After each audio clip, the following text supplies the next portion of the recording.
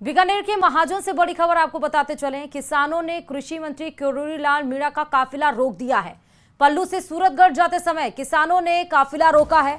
किरोड़ी लाल मीणा से नकली खाद की शिकायत यहां पर की गई है। जल्द ही छापेमारी कर नकली खाद जब्त करने का भरोसा किरोड़ी लाल मीणा ने उन तमाम लोगों को दिया। तस्वीरें आपके सामने है। वार्ता के बाद सूरतगढ़ के लिए रवाना हो गए कृषि मंत्री का काफिला। और करो इसो ना करने नहीं बोलने आप ही मजदूरी से माने एक रुपये कौन मिले। आपकी मजदूरी में खुद को पेट कौन काट सके। सही बात। इतना मतलब थकेड़ा आदमी है, कर्मचारी है जगह बिल्कुल। दुकानदार है बटरता बंद करने आ गया दुकान अभी उठा लागियो पत्तो ही लाग गया पत्तो अभी लागियो नहीं माने कभी साहब बैठे नाटक पर खड़े बंद कर दी दुकान में बंद करके रुक जी क्यों मान वो सारे फर्जी है फर्जी ला रहे मिले ना बहुत बढ़िया मतलब डर रहे हैं कि तारो तो 700 कट्टा काबू करेड़ा बस में ना कर करके खवार बांगे सागे 4 बोतल है 6 बोतल है हिसाब की जनता वो सामान वो थे 8 लो पकड़ियो नहीं जना बा तो हाथ खुली कर सल्टा दी बेइज्जती करता की डीएपी मिली और करो इसो ना करने नहीं बोलने। जयपुर से बड़ी खबर आपको बता रहे हैं। अब एयरपोर्ट को बम से उड़ाने की धमकी दी गई है। एयरपोर्ट प्रशासन को मैसेज भेजकर यह धमकी दी गई है। कहा गया है कि एयरपोर्ट बिल्डिंग के अंदर विस्फोटक रखा है, बिल्डिंग खाली करें, अंदर मौजूद सभी लोग मारे जाएंगे। एयरपोर्ट प्रशासन और सीआईएसएफ ने सर्च ऑपरेशन चलाया है। सुरक्षा टीमों को सर्च में कुछ भी नहीं मिला और क्लीन चिट दे दी गई है। इसके पहले आपने देखा था जयपुर के एक हॉस्पिटल को इस तरह से ईमेल आया था कि हॉस्पिटल को उड़ाने की धमकी दी गई थी। हॉस्पिटल के बाद उसमें भी सर्च चलाया गया, सर्च ऑपरेशन चलाया गया, लेकिन कुछ नहीं मिला। अब एयरपोर्ट को ये धमकी दी गई है, सर्च ऑपरेशन चलाया गया लेकिन कुछ भी नहीं मिला, फिर क्लीन चिट दे दी गई है। तस्वीरें आपके सामने हैं।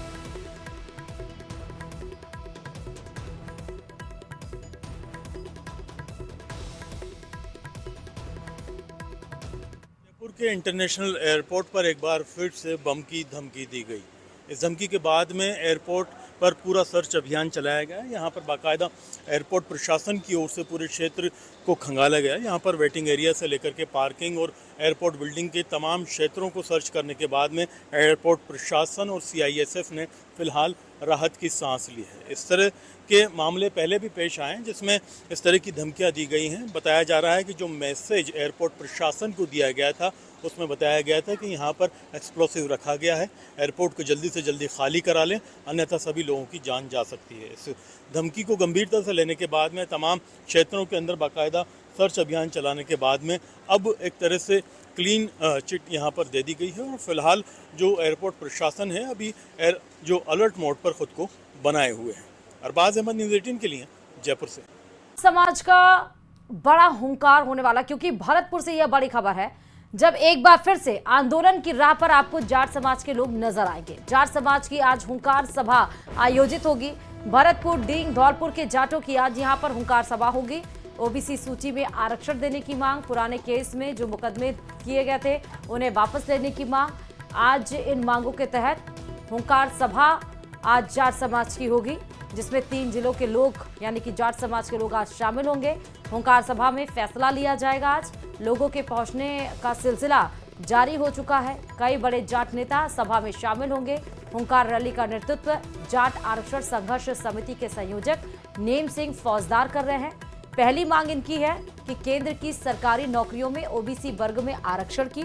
दूसरी मांग है 2015 से लेकर 2017 तक विभिन्न विभागों में चयनित अभ्यर्थियों की नियुक्ति।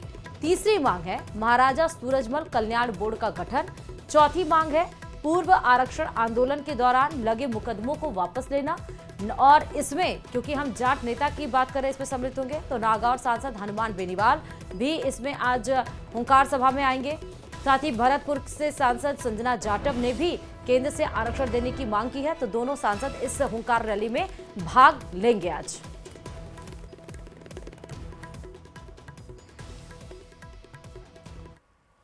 के डेहरा मोड़ के पास जाट समाज द्वारा हुंकार सभा का आयोजन किया जा रहा है। बड़ी संख्या में जाट समाज के लोग यहाँ पर पहुंच रहे हैं। ये पंडाल बनाया गया है। इस पंडाल में जाट समाज के लोगों के पहुंचने का जो सिलसिला है वो लगातार चल रहा है। और आप देखिए युवा है वो यहाँ पर पहुंचे हुए हैं। किस तरह इनकी मांग है इनसे बात करेंगे। जो है वो रखते हैं अपनी। जाट मन धन के साथ तैयार है लड़ाई झगड़े के लिए, रोड रोड के लिए। जाट समाज पर्चे देगी और महापंचायत का आयोजन किया जा रहा है, जिसमें समाज फैसला लेगी और जो समाज का फैसला होगा बस और जहाज रास्ता जाम करना पड़ेगा, जो समाज फैसला लेगी वो फैसला मान्य होगा। सरकार के लिए 24 घंटे का डेडलाइन दिया जाएगा। यदि सरकार 24 घंटे के अंदर नहीं हमारी बात मानती तो सरकार को हम जवाब देकर बताएंगे। आज डेरा मोड़ पर जो जाट समाज द्वारा महापंचायत का आयोजन किया जा रहा है, इसमें समस्त भरतपुर, धौलपुर और डीग का युवा बढ़ चढ़ करके हिस्सा ले रहा है और हमारी सरकार से जो जायज मांग है कि ओबीसी आरक्षण हम लोगों को दिया जाए। ये सरकार जो गूंगी बहरी सरकार है, वो केंद्र में मोदी जी की सरकार हो या राजस्थान में भाजपा सरकार, जिस तरीके से इन्होंने वादा खिलाफी किया था, सत्ता में आने से पहले भाजपा ने ये कहा था कि अगर हम सत्ता में आते हैं तो भरतपुर, धौलपुर के जाटों को आरक्षण दिया जाएगा। हमारी आवाज को मजबूत करने के लिए आरएलपी सुप्रीमो बड़े भाई साहब हनुमान बेनीवाल जी भी हमारे बीच में पहुंच रहे और हमारी समिति जो आगे निर्णय लेगी, चाहे उसके लिए हमें रोड जाम करने पड़े, चाहे हमें रेल रोकनी पड़े, युवा हर चीज के लिए कंधे से कंधे मिला करके साथ है। मैं आपका अपना कौशल तो बड़ी संख्या में जो युवा है वो यहाँ पर पहुँच रहे हैं और कह रहे हैं कि कुछ देर बाद हनुमान बेनीवाल भी यहाँ पहुँचेंगे और भी जो जाट समाज के नेता हैं वो यहाँ पर पहुँचेंगे। अब आगे का किस तरह का निर्णय रहता है ये देखने वाली बात होगी। दीपक पुरी, न्यूज 18, भरतपुर। जो हुंकार सभा होनी है उसकी तैयारियों को देख आप यह देख सकते हो। हमारा जो टारगेट है, पूरे जिले के कोने कोने से हमने हर घर में एक एक दाना पहुंचाया है, एक एक चावल भी घर जगह पहुंचाए हैं।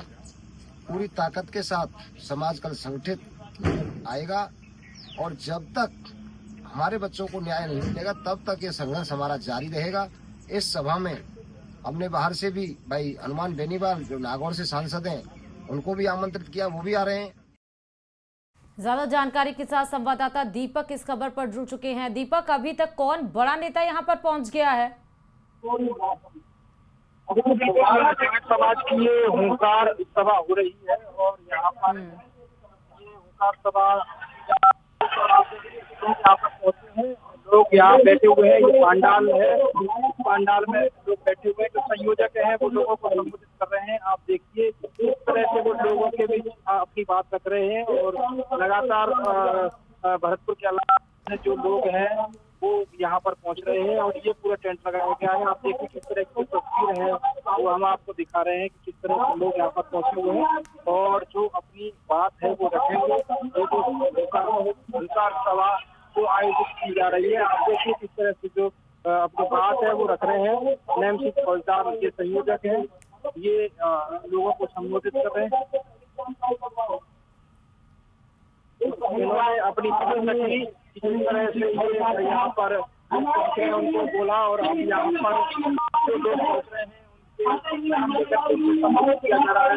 अपनी मांगों को लेकर और धौलपुर के जो जाट समाज के लोग हैं वो पहुँच रहे हैं और ये रागनी का कार्यक्रम यहाँ पर किया जा रहा है। रागनी सुन रहे हैं लोग और उसके बाद चारों तरफ लोग पहुँच रहे हैं। मैरिजोन में जो सभा का कार्यक्रम है वो यहाँ पर रखा गया है।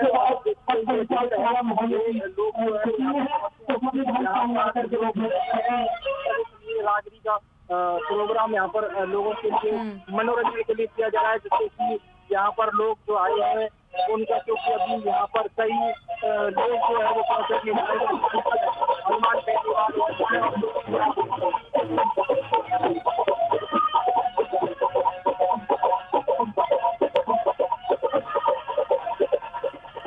दीपक, एक बात और बताइएगा कि पिछली बार जो ये हुंकार रैली थी, हुंकार सभा थी जाट समाज की, और इस बार जो है उन दोनों में क्या अंतर है?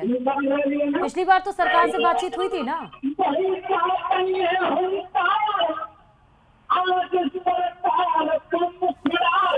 चलिए दीपक से हम फिर से कनेक्ट करेंगे। फिलहाल बहुत शुक्रिया दीपक तमाम जानकारी देने के लिए खबर पे।